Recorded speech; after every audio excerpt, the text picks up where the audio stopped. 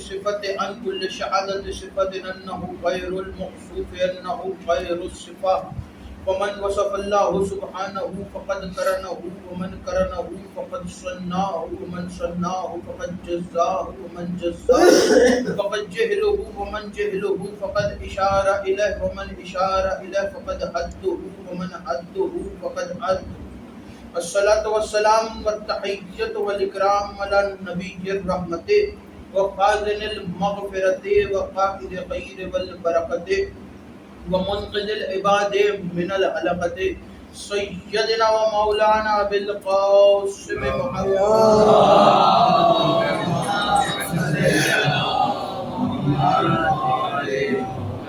وعلى آله الطيبين الطاهرين المعصومين المنتخبين المنتجبين المظلومين ولعن الله على أعدائهم ومنكر فضائلهم وغاصب حقوقهم أجمعين.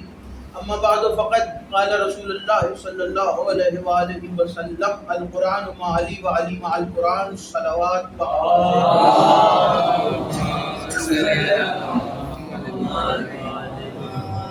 دعا ہے پروردگار عالم سے کہ بانیان کا یہ تمام خرچ اخراجات کوشش کاوش کو اپنی بارگاہ میں قبول و منظور فرمائے. آپ حضرات کا اس فرش پہ چلا آیا میرا عظیم خالق اللہ اپنی بارگاہ میں قبول فرمائے. آپ حضرات کو اس فرش پہ آنے کا بہترین اجر عطا فرمائے. کوئی غم نہ دے سوائے غم اہل بیت علیہ السلام کے. لاکھوں دعاؤں کی ایک دعا میرے اللہ قبر کی پہلی رات ہو زیارت امیر نصیب فرما. قیامت کا دن ہو شفاعت شبیر نصیب فرما. محشر کے روز خاتم قرآن خاتم دامن اہل بیت نصیب فرما. ہمارے آخری وارث حضرت حجت کے ظہور میں تحجیل فرما. ہمیں ایمان کے انوار و انصار میں شامل فرما. اور ہر عزادار کو مرنے سے پہلے لازمی ایک مرتبہ تمام زیارات مقدسہ کی زیارت نصیب فرما. تمام دعاؤں کو قبولیت تک پہنچائے. سہارا درود کرے مل کے بلند آواز سے صلوات.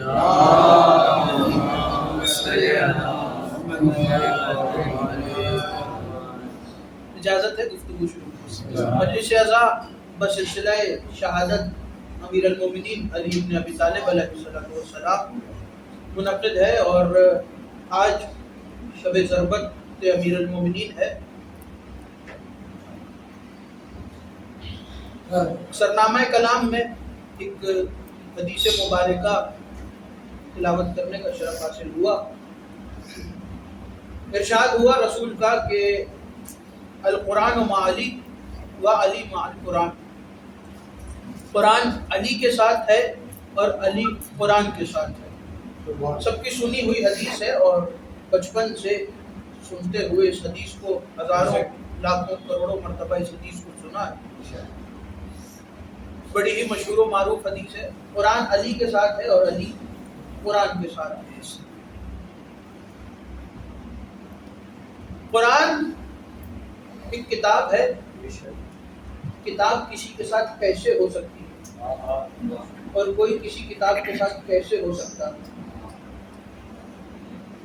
جیسے خدا نے کہا کہ ہم نے ابھی یہاں سے پہلے جس جگہ پہ گفتگو کر رہا تھا وہاں یہ بات کی تھی کہ ہم نے اس کتاب کو رحمت بنا کر نازل کیا. توجہ رکھیے گا مکمل طور پر. ہم نے اس کتاب کو رحمت بنا کر نازل کیا. رسول کتاب قرآن کے لیے کیا کہا؟ ہم نے رحمت بنا کر نازل کیا. کس کے لیے نازل کیا؟ مسلمین کے لیے نازل کیا. اور اسی قرآن کے اندر ایک اور آیت اتاری اور کہا ہم نے اپنے رسول کو رحمت بنا کر نازل کیا. کس کے لیے رحمت بنا کر نازل کیا؟ عالمین کے لیے رحمت بنا کر نازل کیا. قرآن رحمت ہے مسلمانوں کے لیے. رسول رحمت ہے عالمین کے لیے.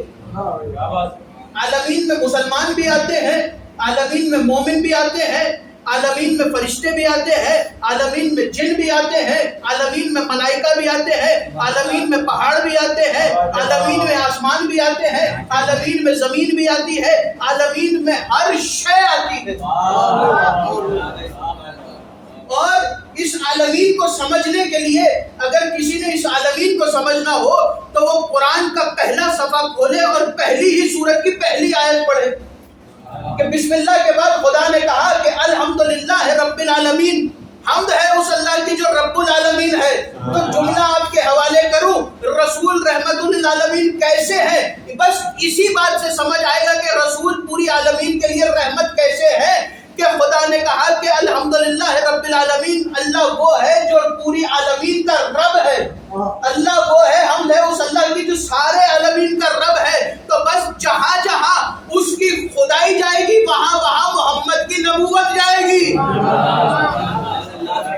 جہاں جہاں تک اس کی خدائی ہے وہاں وہاں تک رسول کی نبوت موجود ہے.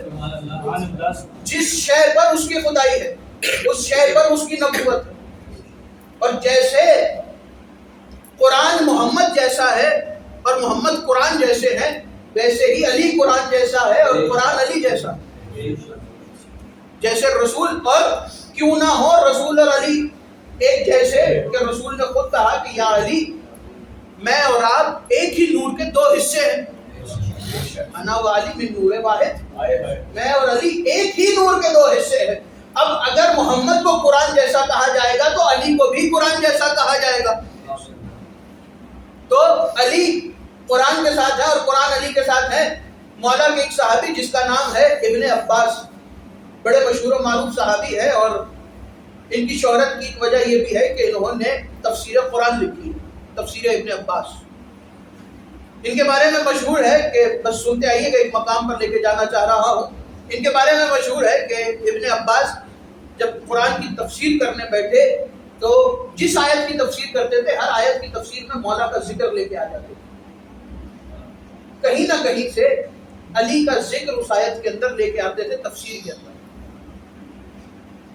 ایک وقت ایسا آیا کہ حاکم وقت کو حاکم روم نے خط لکھا, مدینہ کے حاکم کو حاکم روم نے خط لکھا. تو خط میں یہ لکھا تھا کہ ابن عباس کو بلایا گیا اور کہا گیا کہ ابن عباس یہ خط آیا ہے اور ہم پریشان ہیں کہ کریں تو کریں کیا. کہا خط میں کیا ہے؟ کہا حاکم روم کہہ رہا ہے کہ اگر تم کہتے ہو کہ تمہارے خدا کی ہر شے پہ قدرت ہے تو پھر اس چھوٹی سی شیشی میں کائنات کی ہر شے کو بند کر کے دکھاؤ. توجہ, اس چھوٹی سی شیشی کی بوتل میں جو اس نے ساتھ بھیجی تھی اس کے اندر کائنات کی ہر شے کو بند کر دو. ابن عباس نے کہا اس میں مسئلہ ہی نہیں, پریشان کیوں ہوتے ہو؟ کہا ابن عباس کیسے مسئلہ نہیں, اتنی بڑی کائنات اتنی چھوٹی سی شیشی میں کیسے آئے گی؟ تو ابن عباس نے کہا چلو میرے ساتھ. چلتے چلتے دریا کے کنارے پہنچے.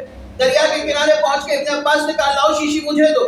شیشی ابن عباس نے لی اور اس شیشی میں دریا سے پانی بھرا. پانی بھر کے ابن عباس نے حاکم کو دیا اور دے کر کہا کہ خط لکھو حاکم روم کو اور کہو کہ خدا نے ہر شے کو حیات بخشی ہے پانی سے. خدا نے ہر شے کو حیات بخشی ہے پانی سے. تو کہنے لگا ابن عباس اتنا علم تمہیں کہاں سے ملا؟ تو کہا کچھ راتیں علی کے ساتھ گزاری تھی. کچھ راتیں مولا علی کے ساتھ گزاری تھی. اور ابن عباس نے یہاں پر یہ بات کی کہ مولا علی کے ساتھ بیٹھا تھا تو مولا علی نے نقطہ با کی تفسیر کرنا شروع کی. دنیا قرآن کی تفسیر کرتی ہے, علی نقطے کی بھی تفسیر کرتے ہیں. علی نے نقطہ با کی تفسیر کرنا شروع کی اور ابن عباس نے کہا کہ دنوں پہ دن گزر گئے لیکن نقطے کی تفسیر نہ ختم ہوئی. علی ہے, یہ وہی علی ہے کہ جس کے بارے میں رسول کہہ رہے ہیں کہ انا مدینۃ العلم وعلی بابها, میں علم کا شہر ہوں اور علی اس کا دروازہ ہے. جب دروازہ ایسا ہوگا تو گھر جا کے سوچنا شہر کے پاس کتنا علم ہوگا, شہر کتنا بڑا عالم ہے. اور ایسے ہی تو نہیں امیر المومنین نے منبر پر بیٹھے تھے اور ایک شخص نے کہا تھا یا علی اتنا علم آپ کے پاس کہاں سے آیا؟ تو یہودی کو جواب دیا کہ یہ علم جو ہے رسول اللہ کے لعاب کا اثر ہے. یہودی نے جب پوچھا تو کہا یہ رسول کے لعاب کا اثر ہے. تو ایک شخص کھڑا ہوا اور کہنے لگا آج پتہ چلا یہ آپ کا اپنا علم نہیں ہے, رسول کا عطا کرتا ہے, یہ رسول کے لعاب کا اثر ہے. تو مولا نے کہا یہ جو جواب میں نے پہلے دیا تھا یہ یہودی کی وجہ سے تھا. اور یہ مولا کا ایک عادت تھی مولا کی کہ اگر کوئی غیر مسلم سوال کرتا تھا تو پہلے اس کو خدا کی وحدانیت اور پھر رسول کی رسالت منواتے تھے اور پھر اپنی امامت اور ولایت کو منواتے تھے. اور اگر کوئی مسلمان سوال کرتا تھا تو اسے اپنی ولایت منواتے تھے. اگر کوئی مسلمان سوال کرتا تھا تو اسے اپنی ولایت منواتے تھے. تو یہودی نے سوال کیا تو کہا رسول کے لعاب کا اثر ہے. اس نے سوال کیا تو کہنے لگے کہ ابھی صرف رسول کا لعاب بولا ہے، علی کا لہو نہیں بولا. ابھی صرف رسول کا لعاب بولا ہے، علی کا لہو نہیں بولا. تو ابن عباس کو شام بلایا گیا. حاکم شام، خدا کی لعنت ہو، حاکم شام نے بلایا. اور جب ابن عباس ایک مقام پر بیٹھے تھے تو حاکم شام پہنچا. کہنے لگا ابن عباس، ہم نے سنا ہے تو قرآن کی تفسیر کر رہے ہو اور ہر آیت میں علی کا ذکر کرتے ہو. ہر آیت میں علی، کوئی تو ایسی آیت کی تفسیر کرو جس میں علی کا ذکر نہ ہو. کوئی تو ایسی آیت کی تفسیر کرو کہ جس میں علی کا ذکر نہ ہو.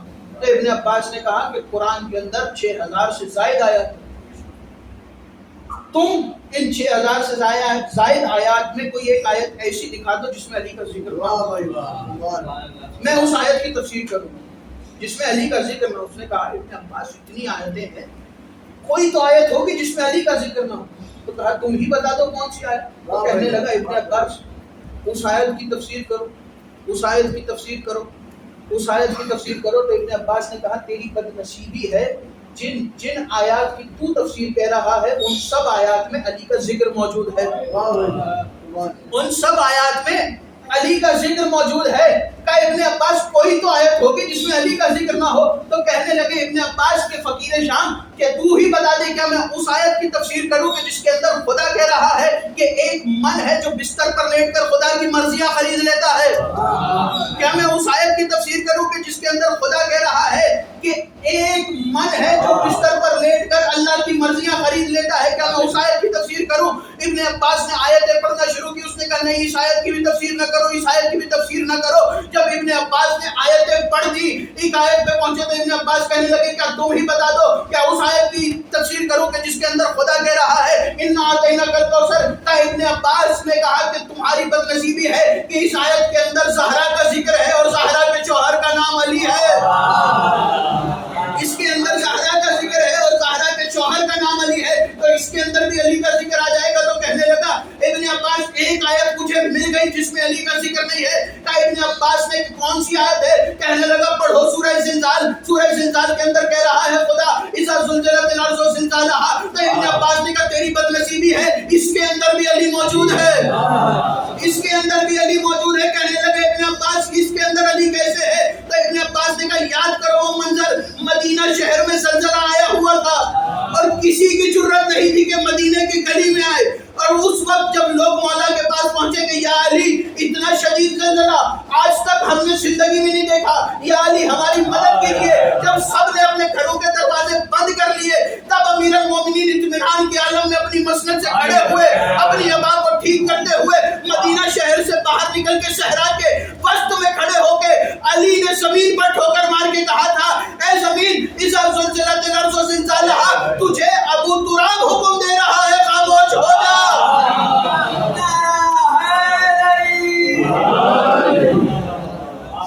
تجھے ابو تراب حکم دے رہا ہے خاموش ہو جا.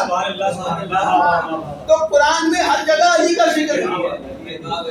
اور جو ابھی پہلے والی مجلس میں تھے انہیں یاد ہوگا کہ رسول نے کیا دعا مانگی. خدا نے کہا رسول دعا مانگو، اے میرے حبیب دعا مانگو.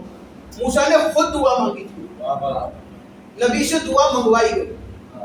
موسیٰ نے کہا کہ اے میرے اللہ رب اشرح لی صدری ویسر لی امری واحلل عقدۃ من لسانی یفقهوا قولی، میرے سینے کو کشادہ کر دے، میری زبان کی گروہوں کو کھول دے. اور دعا مانگنے کے بعد موسیٰ نے کہا کہ مجھے ایک وزیر عطا کر، ایک وسیع عطا کر جو میرے اہل بیت میں سے. کون ہے؟ ہارون ہے. رشتہ کیا ہے؟ بھائی ہے، اخی ہے.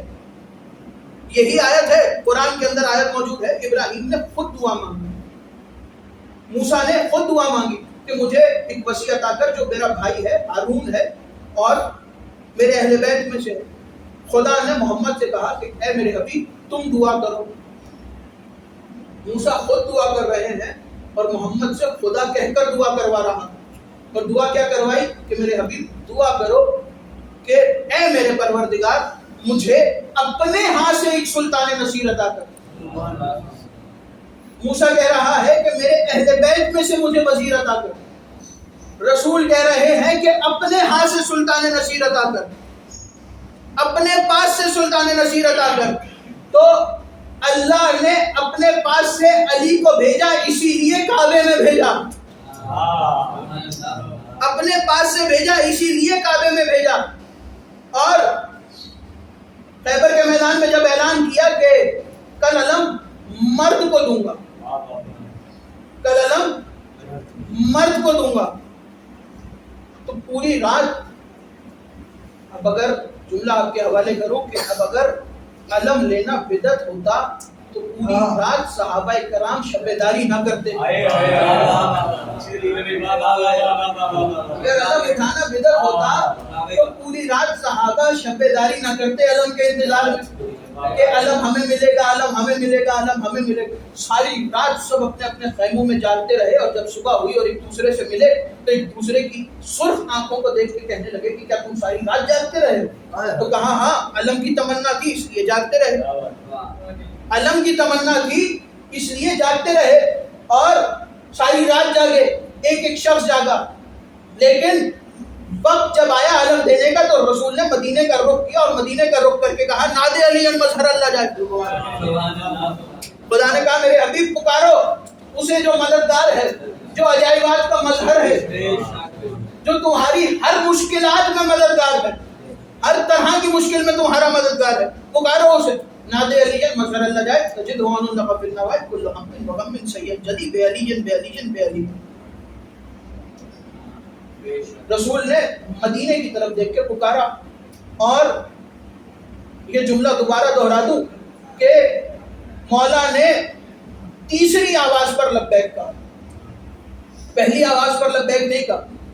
کیا علی پہلی آواز پہ بھی لبیک کہہ سکتے تھے؟ رسول نے 3 آوازیں دی ہیں. جب تیسری سنی تھی تو مدینے میں بیٹھ کے پہلی بھی سنی ہوگی. علی ہے، مظہر اللہ جائز ہے، ہر شے کو ہونے سے پہلے جانتے ہیں. مدینہ میں بیٹھ کے رسول کی پہلی آواز سنی، لیکن پہلی پہ جواب نہیں دیا. دوسری آواز سنی، دوسری پہ بھی جواب نہیں دیا. تیسری سنی، تیسری پہ بھی جواب نہیں دیا. تو یا علی کیا وجہ ہے؟ توجہ، کیا وجہ ہے کہ پہلی پہ بھی آواز کا جواب نہ دیا، دوسری آواز پہ بھی جواب نہ دیا، تیسری جیسے ہی آئی فوراً تیسری آواز پر کہا لبیک یا رسول اللہ. تو اس میں وجہ کیا ہے؟ تو مولا نے کہا سنو اور میرے چاہنے والوں کو بھی بتا دو کہ رسول جو کام ایک مرتبہ کرے وہ مستحب ہوتا ہے، جو 2 مرتبہ کرے وہ سنت ہوتا ہے، اور جو 3 مرتبہ کام کرے وہ سنت موقعہ ہوتا ہے. تو میں نے تیسری آواز پر اس لیے لبیک کہا تاکہ دنیا والوں کو پتا چل جائے کہ یا علی مدد کہنا رسول کی سنت ہے. یا علی مدد کہنا رسول کی سنت ہے. رسول نے پکارا اور علی کو مدینے سے بلایا. علم دینے کے لیے علی کو مدینے سے بلایا. اب سوال کروں آپ سے، کیا علی کو تمنا تھی علم کی؟ کیا علی کو تمنا تھی علم کی یا علم کو تمنا تھی علی کی؟ کیا سورہ حل عطا کی علی کو تمنا تھی یا سورہ حل عطا کو علی کی تمنا تھی؟ کیا آیہ ولایت کی تمنا علی کو تھی یا آیہ ولایت کو علی کی تمنا تھی؟ کیا علی کو کعبے کی تمنا تھی یا کعبے کو علی کی تمنا تھی؟ کیا کہا میں نے؟ کیا علی کو علم کی تمنا تھی یا علم کو علی کی تمنا تھی؟ کیا علی کو سورہ حل عطا کی تمنا تھی یا سورہ حل عطا کو علی کی تمنا تھی؟ کیا علی کو آیہ ولایت کی تمنا تھی یا آیہ ولایت کو علی کی تمنا تھی؟ کیا علی کو کعبے کی تمنا تھی یا کعبے کو علی کی تمنا تھی؟ تو اب اگر علی کو علم کی تمنا ہوتی تو علی کو مدینے سے نہ بلاتے. اگر علی کو علم کی تمنا ہوتی تو علی کو اتنی دور سے مدینے سے نہ بلاتے. مدینے سے بلا کر رسول نے صاحب کے سامنے علم دے کر بتایا کہ علم کو علی کی تمنا ہے. سب کے سامنے علم دے کر بتایا کہ علم کو علی کی تمنا ہے. اور دوسرا سوال کیا تھا کہ کیا علی کو سورہ حل عطا کی تمنا تھی یا سورہ حل عطا کو علی کی تمنا تھی؟ تو اگر علی سائل کے دروازے پر جا کے روٹیاں دے تو علی کو سورہ حل عطا کی تمنا ہے. لیکن اگر سائل دروازے پر آ کر کہے کہ میں غریب ہوں، میں مسکین ہوں، میں بھوکا ہوں، مجھے کھانے کو کچھ دو، اور گھر سے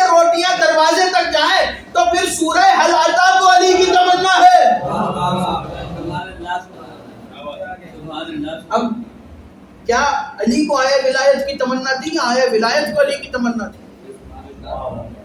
تو اگر علی جا کر خود سے انگوٹھی دے تو علی کو آیا ولایت کی تمنا ہے، لیکن اگر علی رکوع کی حالت میں ہو اور سائل آ کر انگوٹھی لے جائے تو آیا ولایت کو علی کی تمنا ہے۔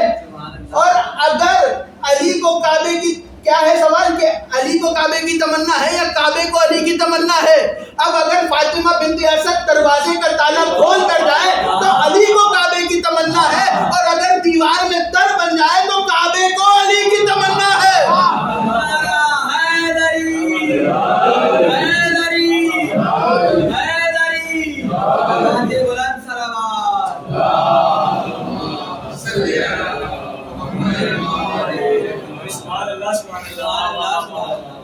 اگر فاطمہ بنت اسد تالا کھول کے جائے تو علی کو کعبے کی تمنا ہے، اور اگر دیوار میں در بن جائے تو کعبے کو علی کی تمنا ہے۔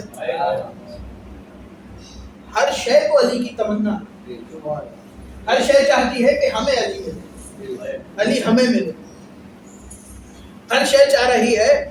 لیکن ایک وقت ایسا آیا کہ منبر پر بیٹھے بیٹھے مولا نے کہا کوفے والوں کبھی بھی قیدیوں کو پتھر نہ مارو، کبھی بھی کسی قیدیوں کو پتھر نہ مارنا، کوفے والوں کبھی بھی یتیموں کو تنگ نہ کرنا۔ مولا نے حکم دیا کہ آج کی رات کوئی کوفے کی گلی میں باہر نہ نکلے۔ ایک مرتبہ پیغام آیا کہ بابا مدینے سے چلا ہوا قافلہ کوفے کے صدر دروازے کے پاس پہنچ گیا۔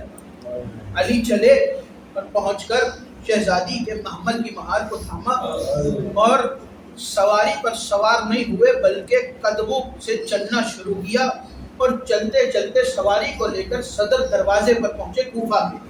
کوفہ کے صدر دروازے پر پہنچ کر آواز دی کہ بیٹی ذرا محمل کا پردہ ہٹاؤ۔ شہزادی نے محمل کا پردہ ہٹایا تو مولا نے روتی ہوئی آنکھوں سے کہا کہ زینب غور سے دیکھو، یہ کوفے کا صدر دروازہ ہے۔ جی بھر کے گریہ کر لینا عزادارو، شب ضربت ہے۔ اگلی برس اس رات کو وہی روئے گا جو موجود ہوگا۔ اپنی ہر مجلس کو آخری مجلس سمجھ کے رویا کرو۔ امام رضا فرماتے ہیں، امام رضا کا فرمان ہے، امام جعفر صادق کا فرمان ہے کہ خدا ان آوازوں پر رحمت نازل کرے جو ہمارے غم میں رویا کرتی ہیں، جو ہمارے غم میں بلند ہوتی ہیں، ہماری مصیبت میں بلند ہوتی ہے، تو اپنی آوازوں کو آزاد کر کے رو لینا عزاداروں، کسی سے شرمانا نہیں۔ یہ وہ رات ہے جو زینب ام کلثوم گریہ کر رہی، یہ وہ رات ہے جب حسین اور حسن گریہ کر رہے، جہاں عباس گریہ کر رہے ہیں، یہ وہ رات ہے۔ ہاں عزاداروں، کہا زینب غور سے دیکھو، یہ کوفے کا صدر دروازہ۔ آگے بڑھے، کہا بیٹی ذرا محمل کا پردہ ہٹانا۔ بی بی نے پردہ ہٹایا تو کہا بیٹی غور سے دیکھو، یہ کوفے کا صدر چوک ہے۔ پھر آگے بڑھے، تھوڑا سا آگے بڑھ کے کہا کہ بیٹی ذرا محمل کے پردے کو ہٹانا۔ اب جو بی بی نے پردے کو ہٹایا تو آنکھوں میں جو آنسو تھے اس کی رفتار بڑھ چکی تھی، اور روتے روتے کہا کہ زینب غور سے دیکھو، یہ کوفے کا بازار ہے، زینب یہ کوفے کا بازار ہے، اور وہ جو سامنے عمارت ہے وہ کوفے کا دربار ہے، اور اس کے برابر میں دارالامارہ ہے۔ کیا بابا یہ چیزیں بیٹوں کو دکھائی جاتی ہے، مجھے کیوں دکھا رہے ہو؟ کیا زینب ہو سکتا ہے ایک وقت ایسا آئے کہ میرے بیٹے مار دیے جائے اور ان کی جگہ تمہیں اس جگہ پہ آنا پڑے؟ کیا بابا جس کا عباس جیسا بھائی ہو، بابا جس کا عباس جیسا بھائی ہو، اتنا ناز تھا عباس کے اوپر علی کے بیٹوں کو۔ ہاں عزادارو، دن گزرتے رہے، کوفے کی عورتیں جمع ہو کر آئیں اور آ کر کہنے لگی یا علی، ہم نے سنا ہے کہ آپ قرآن بہت اچھا پڑھاتے ہیں، یا علی ہمارے مرد تو آپ سے پڑھ کے آ جاتے ہیں، اور ہم نے سنا ہے کہ آپ کی بیٹی کا لہجہ ہو بہو آپ جیسا ہے، یا علی آپ کی بیٹی کا لہجہ ہو بہو آپ جیسا ہے، یا علی ہم کوفے کوفے کی خواتین اس لیے آئی ہے کہ آپ سے گزارش کریں کہ یا علی ہمارے مرد تو مسجد میں قرآن پڑھ کے آ جاتے ہیں، آپ اپنی بیٹی سے کہیے کہ وہ ہمیں قرآن کی تعلیم دے۔ عزاداروں، مولا نے اجازت دی، کوفے کی عورتوں نے آہستہ آہستہ کر کے آنا شروع کیا۔ دن گزرتے رہے، علی کی بیٹی قرآن پڑھاتی رہی۔ ایک دن نہ جانے کیا ہوا، مولا نے کہا کہ قرآن پڑھنے کے بعد کوفے کی عورتوں ذرا مجھ علی سے ملاقات کرتے ہوئے جانا، اے کوفے کی عورتوں مجھ علی سے ملاقات کرتی ہوئی جانا۔ جب قرآن پڑھ کے فارغ ہوئی تو مولا کے پاس آئی۔ مولا نے کہا کوفے کی عورتوں یاد رکھنا، کبھی بھی کسی قیدی کو پتھر نہ مارنا، کوفے کی عورتوں کبھی بھی کسی یتیم کے اوپر پانی نہ پھینکنا، کبھی کسی کو پتھر نہ مارنا۔ کہ یا علی مطلب کیا ہے؟ کہ کوفے کی عورتوں غور سے میری بیٹیوں کو پہچان لو، کہیں ایسا نہ ہو کہ بعد میں تم پہچاننے سے انکار کر دو۔ یہ علی کی بیٹیاں اسی بازار سے گزریں گی، یہ علی کی بیٹیاں ہیں۔ عزاداروں، آ گیا وہ رمضان کہ جس کے بارے میں مولا کے صحابی کہتے ہیں کہ جب سے یہ رمضان آیا تب سے مولا کی کیفیت بدل گئی۔ ہر خطبے میں مولا کہتے تھے خدا کی قسم وہ مہینہ آ گیا جس کا علی سے وعدہ کیا گیا، خدا کی قسم وہ وقت قریب ہے جس کا علی سے وعدہ کیا گیا تھا۔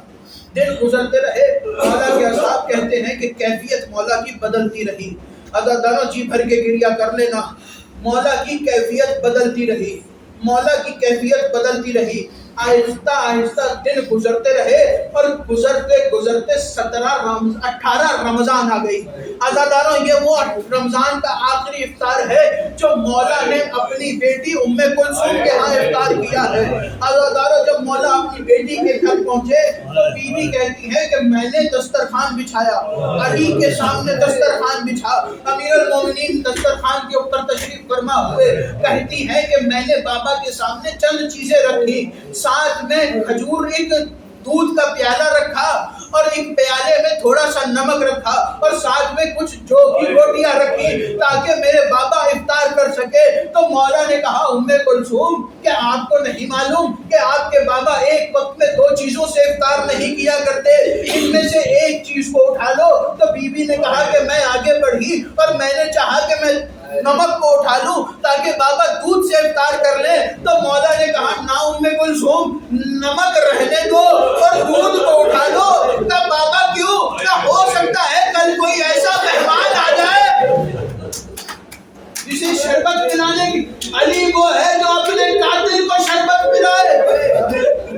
عزاداروں، بیوی کہتی ہے کہ میں دیکھ رہی تھی کہ بابا کی طبیعت میں بے چینی تھی، ایک اضطراب تھا علی کی طبیعت میں، یہ رات بڑی عجیب رات تھی۔ بیوی ام کلثوم روایت کرتی ہے کہ میں نے دیکھا کہ دسترخوان سے اٹھنے کے بعد بابا حجرے میں چلے گئے، حجرے میں جا کے مصلے پر بیٹھ گئے اور بابا نے عبادت کرنا شروع کر دی۔ بیوی کہتی ہے لیکن پھر میں نے دیکھا کہ تھوڑی دیر کے بعد اپنی عبادت کو روک کر علی حجرے سے باہر نکلے، حجرے سے باہر نکل کر آسمان کی طرف دیکھا، آسمان کی طرف دیکھ کر کہا خدا کی قسم نہ میں جھوٹ بولتا ہوں اور نہ مجھ سے جھوٹ بولا گیا ہے، ہاں یہ وہی رات ہے جس کا علی سے وعدہ کیا گیا، یہ وہی رات ہے جس کا علی سے وعدہ کیا گیا تھا۔ عزاداروں، بی بی کہتی ہے کہ بابا نے یہ جملہ کہا، یہ کہہ کے بابا حجرے میں چلے گئے۔ پھر تھوڑی دیر گزری، بابا دوبارہ شہر میں آئے، پھر بابا نے یہی جملے دہرائے، پھر بابا حجرے میں چلے گئے، پھر باہر آئے، بار بار علی حجرے میں جاتے ہیں، شہر میں آتے ہیں، آسمان کو دیکھ کے کہتے ہیں خدا کی قسم وہ رات آ گئی جس کا علی سے وعدہ کیا گیا تھا۔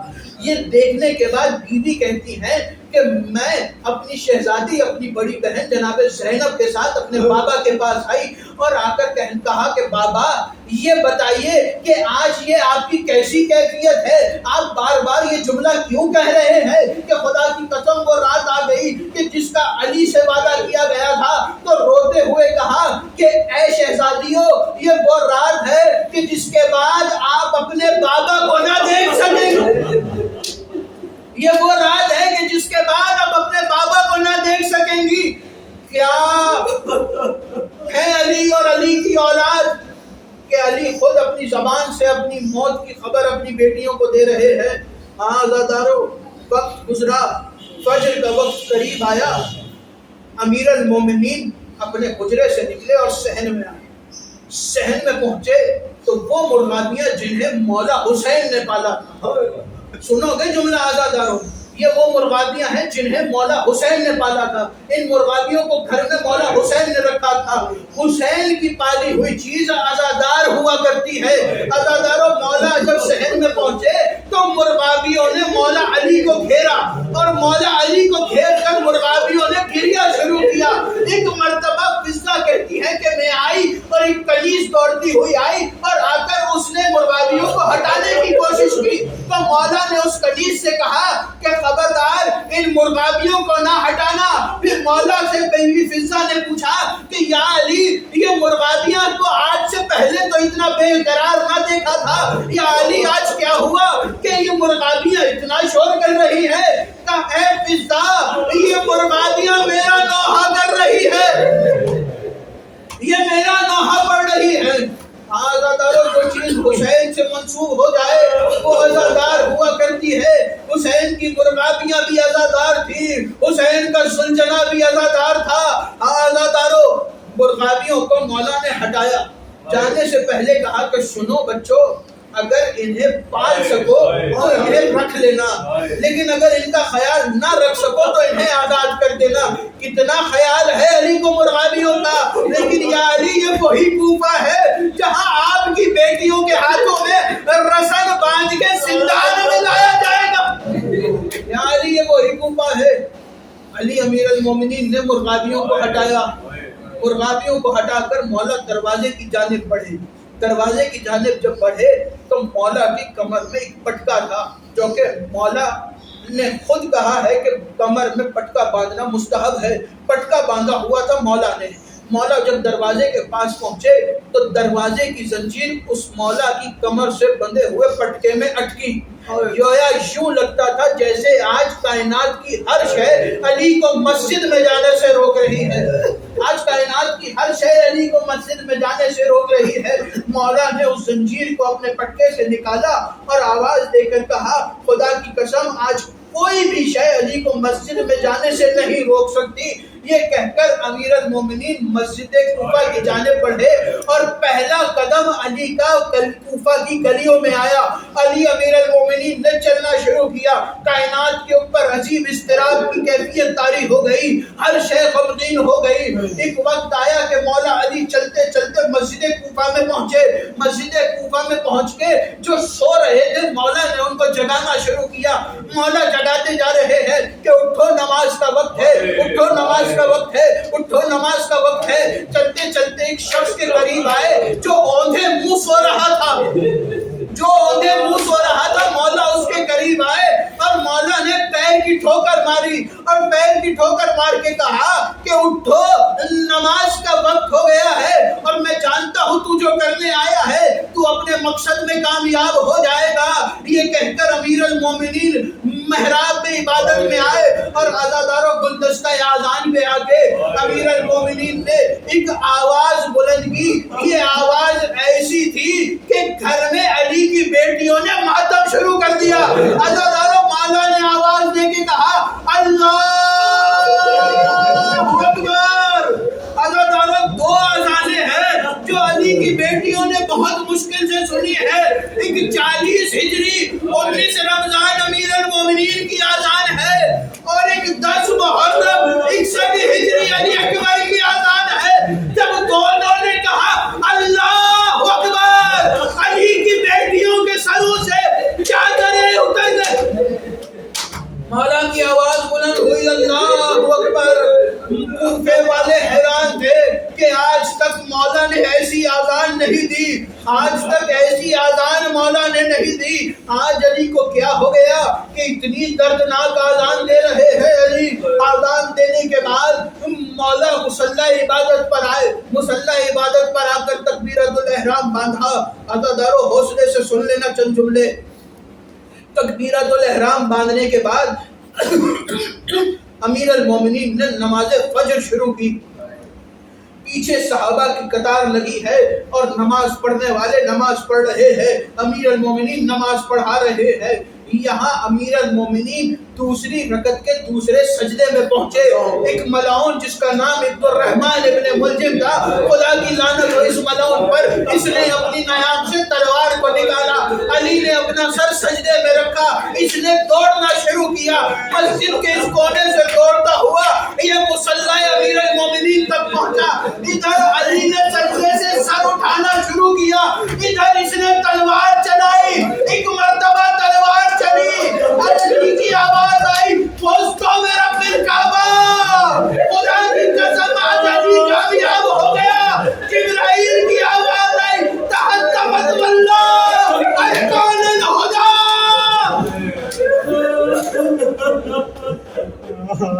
آج ہدایت کا رکن گرا دیا گیا، آج ہدایت کا ارکان کو مار دیا گیا۔ اللہ دارو ادھر عبد الرحمن نے تلوار چڑھائی، مولا علی کے سر پہ ضربت لگی۔ اللہ دارو ایک سوال پوچھوں، شریعت کا سوال ہے لیکن اس کے اندر بھی مسائل ہیں، سنو گے جملے۔ شریعت کہتی ہے کہ اگر کوئی کھڑے ہو کر نماز نہ پڑھ سکے تو وہ بیٹھ کے پڑھ لے، اور اگر وہ بیٹھ کے بھی صحیح سے نماز نہ پڑھ سکے تو وہ اشارے سے پڑھ لے۔ اور اشارے بھی دو طرح کے ہیں، ایک وہ اشارہ جو سر سے کیا جاتا ہے، ایک وہ اشارہ جو آنکھوں سے کیا جاتا ہے۔ جو سر سے اشارہ نہ کر سکے وہ آنکھوں سے اشارہ کر کے نماز پڑھ لے۔ علی سر سے اشارہ تو نہیں کر سکتے تھے لیکن مولا نے آنکھوں سے بھی کیسے اشارہ کیا کہ سر پہ ضربت لگی تھی اور سر کا خون آنکھوں میں آ چکا۔ آزادارو امیر المومنین ضربت کی حالت میں مولا حسن آگے بڑھے، آگے بڑھ کے بابا کو سینے سے لگایا، سینے سے لگا کر بابا کے سر پہ بوسہ دیا۔ مولا نے کہا حسن بیٹا جماعت مکمل کراؤ۔ مولا حسن نے جماعت مکمل کرائی۔ ہزاروں جماعت مکمل کرا کے مولا کو اٹھایا گیا۔ مولا نے 2 قدم چلے، 2 قدم چل کے مولا نے کہا بیٹا حسن، علی میں ہمت نہیں ہے کہ علی اپنے قدموں پہ جا سکے۔ علی میں کون کہہ رہا ہے؟ فاتح خیبر علی، وہ علی جو قاتل مرحب عنبر ہے، وہ کہہ رہا ہے علی میں اتنی ہمت نہیں ہے کہ علی اپنے قدموں سے چل کے گھر تک جا سکے۔ ایک مرتبہ کلیم منگوایا گیا، قالین پہ علی کو لٹایا گیا۔ مولا کے 18 بیٹوں تھے، ساری جانب سے مولا کے کلیم کو اٹھایا، آگے آگے مولا کو لے کے جا رہے ہیں، پیچھے پیچھے اصحاب ہے۔ ایک مرتبہ جب گھر کی گلی میں پہنچے تو مولا نے کہا بیٹا حسن یہاں رک جاؤ، جملہ سنو گے اگر، حسن یہاں رک جاؤ اور مجھے گلیم سے اتار دو۔ کہ بابا کیوں؟ کہ میں پیدل چل کے گھر میں جانا چاہتا ہوں۔ وہ علی جو مسجد میں 2 قدم نہ چل سکا اب کہہ رہا ہے کہ بیٹا میں پیدل چل کے گھر میں داخل ہونا چاہتا ہوں۔ کہ بابا کیا وجہ ہے؟ کہ اگر زینب نے اس حال میں دیکھا تو جیتے جی مر جائے۔ زینب اس حال میں اپنے بابا کو نہیں دیکھ سکتی۔ عزادارو گھر کے قریب پہنچے، مولا نے کہا بیٹا میرے اصحاب سے کہو کہ واپس چلے جائیں۔ کہ بابا آپ کے چاہنے والے ہیں، چند جملے سن لینا عزادارو، بابا آپ کے چاہنے والے ہیں، انہیں آنے دیجئے، آپ پہ گریہ کرتے آ رہے ہیں۔ کہ بیٹا حسن وہ تو ٹھیک ہے لیکن میں نہیں چاہتا جب میں گھر میں داخل ہوں گا تو میری بیٹیاں مجھے دیکھ کے گریہ کریں گی اور وہ زاروں قطار گریہ کریں گی۔ علی یہ نہیں چاہتے کہ علی کی زندگی میں علی کی بیٹیوں کی آواز کسی غیر مرد کے کانوں میں پڑے۔ کہ مولا یہ وہی کوفہ ہے جہاں آپ یہ چاہتے ہیں کہ آپ کی بیٹیوں کی آواز کسی کے کانوں میں نہ پڑے، اور یہی کوفہ 61 ہجری اسی بازار میں آپ کی بیٹیاں بغیر چادر کے شرابیوں کے مجمع میں۔ یعنی امیر المومنین آخری جملہ سن لینا اللہ تعالیٰ جس کا حکم کیا گیا ہے۔ امیر المومنین گھر میں داخل ہوئے، بیٹیاں باپ کے سینے سے لپٹ کر رونے لگی۔ امیر المومنین کا بستر تیار کیا گیا، بستر پر لٹایا گیا، طبیب کو بلایا گیا۔ طبیب آیا، امیر المومنین کے سر کے زخم کو دیکھنا شروع کیا۔ عزادارو سر کے زخم کو دیکھتا جا رہا ہے، اور آنکھوں میں طبیب کے آنسو ہیں. جب معائنہ مکمل کر لیا تو بغیر کچھ بولے اپنے سامان کو سمیٹنا شروع کیا. عزیزانو سنو گے، بغیر کچھ بولے اپنے سامان کو سمیٹنا شروع کیا. مولا حسن نے کہا کہ اے طبیب کچھ تو بتاؤ کہ میرے بابا کو کتنا زہر دیا گیا ہے اور میرے بابا کب تک زندہ رہیں گے. کہا حسن مولا اب مولا علی کو چاہیے کہ وہ وصیتیں کرنا شروع کر دے. مولا علی کو چاہیے کہ وہ وصیتیں کرنا شروع کر دے. ایک مرتبہ پردے میں سے آواز آئی کہ اے طبیب کیا کوئی ایسی چیز ہے جو میرے بابا کو دی جائے جس سے میرا بابا بچ جائے، جس سے میرا بابا بچ جائے. تو طبیب نے کہا اگر ہو سکے تو انہیں دودھ کے پیالوں میں دودھ دیا جائے تاکہ کچھ دن مولا ہمارے درمیان زیادہ رہ سکے. ابھی طبیب یہ بات کر رہا تھا کہ دروازے پر دستک ہوئی. مولا کا صاحب غلام دروازے پر گیا، دوڑتا ہوا آیا کہ مولا حسن دروازے پر عجیب منظر ہے. کہ کیا ہو گیا؟ کہ مولا چل کے خود دیکھیے. مولا جب دروازے پر آئے، دروازے کو کھولا تو کوفے کے چھوٹے چھوٹے بچے ہاتھوں میں پیالے لیے دودھ سے بھرے کہ ہماری جگہ آج ہمارے بابا علی کو اللہ لعنت اللہ علی قوم الظالمین.